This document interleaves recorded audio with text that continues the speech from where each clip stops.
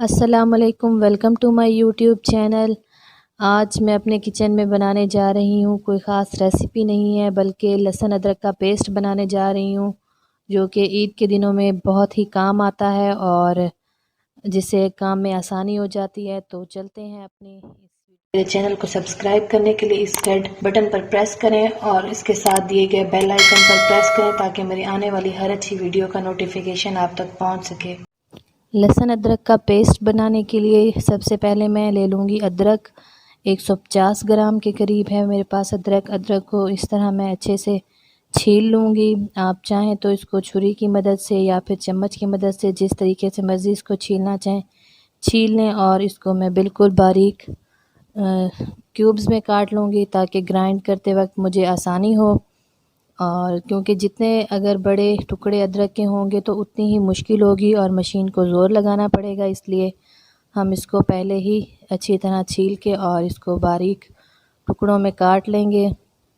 और ये देखें यहाँ पर मैं इसके पीसेस कर लूँगी, बहुत ही छोटे, ना ज़्यादा बड़े होंगे ना ही बहुत छोटे होंगे, नॉर्मल साइज़ में मैं इसके पीसेस कर लूँगी।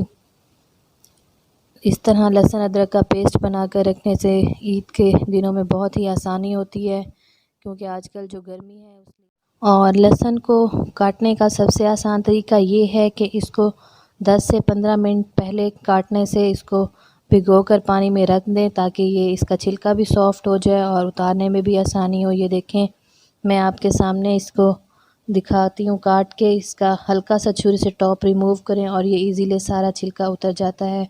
ना तो इससे हाथों में स्मेल आती है और ना ही इससे उंगलियों में ज़्यादा तकलीफ़ होती है। इजीली हम इसको छील के रख सकते हैं। सारे इसी तरह मैं छील लूँगी। ये देखें यहाँ पर मैं अच्छे से इन सबको मैंने लहसुन को भी साफ़ कर लिया है, अदरक को भी, और इनको बिल्कुल खुश्क कर लूँगी ताकि इनमें ज़रा बराबर भी पानी ना हो, इससे इनका पेस्ट ख़राब हो जाता है। अगर इसमें पानी नहीं होगा तो हम इजीली इसको अगर फ्रिज में रखना चाहेंगे तो ये 3 महीने तक कहीं भी नहीं जाता, और अगर हम इसको फ्रीज़र में रखेंगे तो ये बिल्कुल भी ख़राब नहीं होगा। पूरा साल अगर आप इसको रखें तो ये कहीं भी नहीं जाएगा। अब सबसे पहले ब्लेंडर में मैं डाल लूँगी लहसुन और उसके बाद मैं इसमें ऐड कर लूँगी अदरक। इनमें बिल्कुल भी पानी का कतरा नहीं है।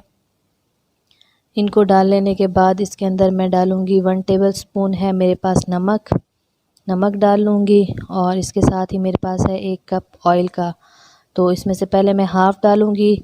अगर इजीली ये ग्राइंड हो जाएगा तो इसी में हाफ़ ही काफ़ी है। अगर मुझे ज़्यादा ज़रूरत पड़ी तो मैं इसमें ज़्यादा भी ऐड करूँगी। ये देखें यहाँ पर मैं इसको ग्राइंड कर लूँगी और यहाँ पे मैंने फुल कप ही ऑयल का डाल दिया है, क्योंकि ये थोड़े से हाफ़ कप से ग्राइंड नहीं हो रहा था, ज़रा मुश्किल हो रही थी, तो मैंने इसमें फुल कप ही डाल लिया है।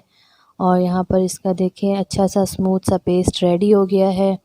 इसको ईद से पहले बना कर रखें और ईद पर आसानी से खाने बनाएं। अगर आपको मेरा ये तरीका अच्छा लगा हो और ये मेरी रेसिपी पसंद आई हो तो ज़रूर लाइक और शेयर करें और इसके साथ मुझे कमेंट में बताएं, और आप भी घर पर ज़रूर इसको ट्राई करें।